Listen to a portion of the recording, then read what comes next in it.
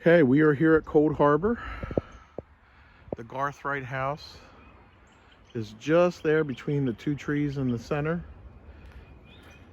And this is the area where actually a lot of the Union 6 Corps, including the 23rd Pennsylvania Volunteers, started off their attack at the Battle of Cold Harbor on May 31st, 1864. Today, a lot of the earthworks and foxholes have been preserved.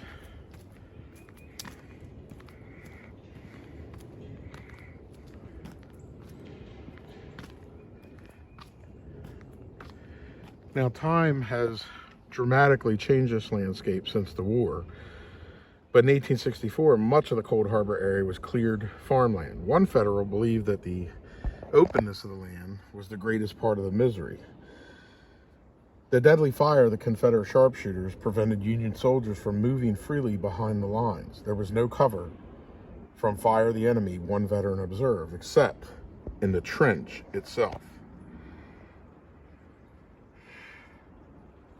To move safely between the front and rear, Union troops constructed 6 parallel lines of breastworks.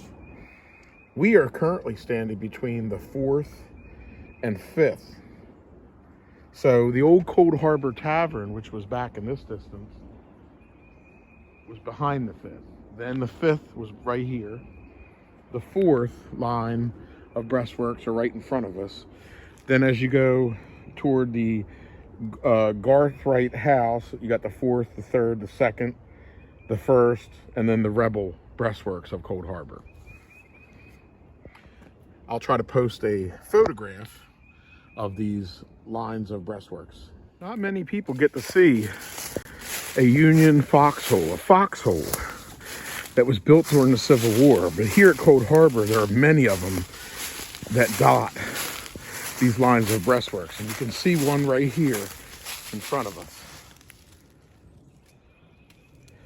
Again, between the 5th and 4th line of breastworks, which these Union troops brilliantly put up just before the Battle of Cold Harbor between May 31st and June 3rd of 1864. The grim drama at Cold Harbor cost some 13,000 Federals and nearly 5,000 Confederates, wounded and captured or killed. Southern morale soared after the battle, while Grant's men were embittered by the lopsided defeat. One Union officer wrote that it was a murderous engagement, and because we were recklessly ordered to assault the enemy's entrenchments. The gallantry, however, of the Union soldiers at Cold Harbor is a powerful testament to their commitment and will. This is a pretty hard way of living, admitted one Northern soldier. But then, if it will put down for this wicked rebellion, I am willing to live this way all summer. Vacating the Cold Harbor trenches on June the 12th, 1864, Grant outflanked Lee by moving to Petersburg, pinning the Confederates to the Petersburg and Richmond defense. Lee had feared such a situation, predicting it will be a mere question of time. So here on June 12th, as Union soldiers are here still on the battlefield, Lee pulls out and moves southward toward Petersburg, ending the overland campaign.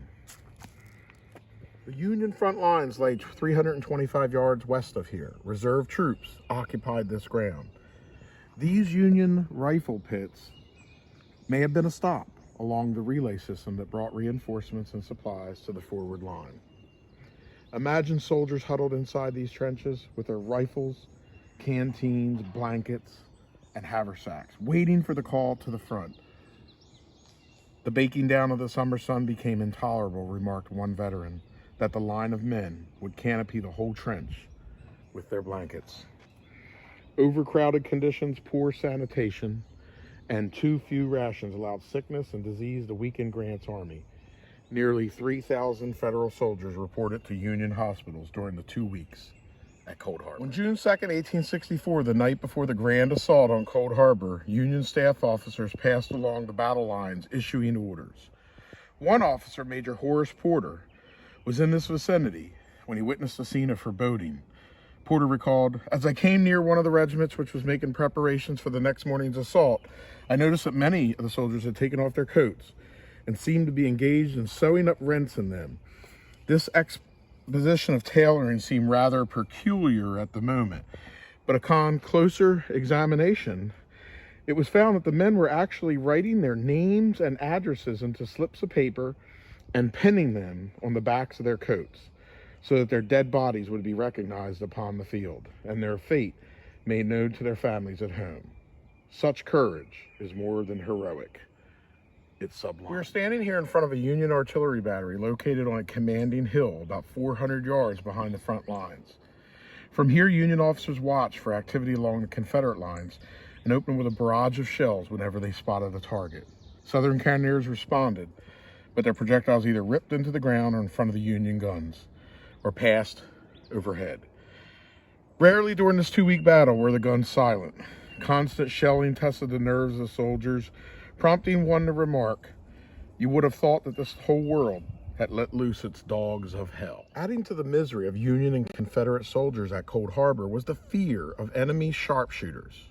Quite often, armed with special rifles, these marksmen would prey on any unfortunate soldier who appeared in their sights. A Confederate officer described their tactics at Cold Harbor. If one caught the glimpse of the enemy anywhere, he would sight carefully at that spot. If someone appeared, he had only pressed his trigger.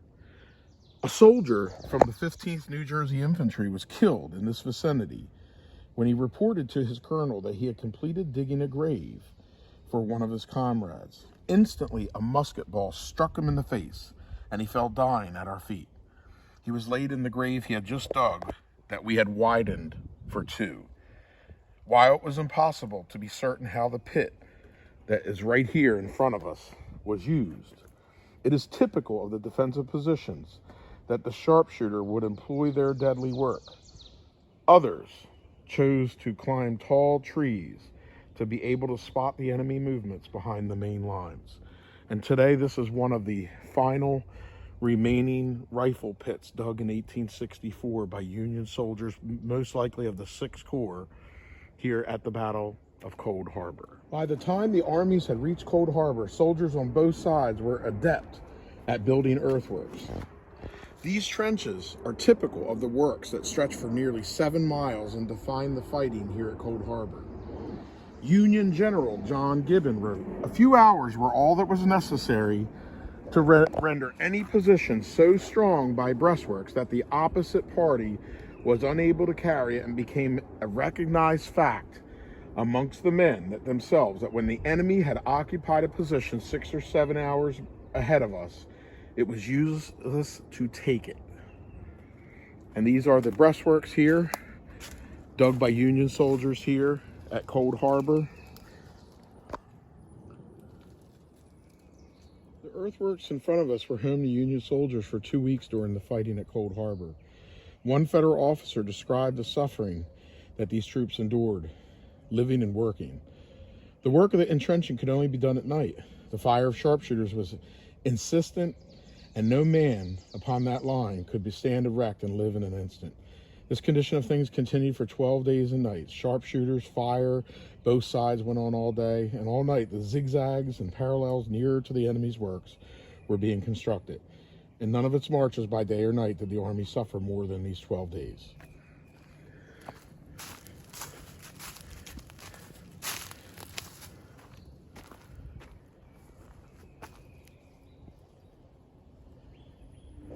It was here that Sumner crossed the river to Rain Forge, a part of McClellan's army fighting at Fair Oaks on May 31st, 1862.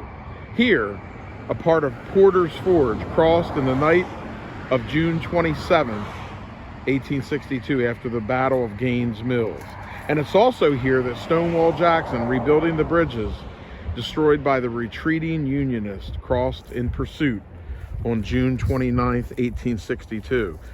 Also known as Grapevine Bridge, here stood Grapevine Bridge, across which on the night of June 27th, part of McClellan's army moved in changing the base from the Pahomie to the James after the Battle of Gaines Mill. Stonewall Jackson pursued him on June 29th. This has been the Battle of Grapevine Bridge.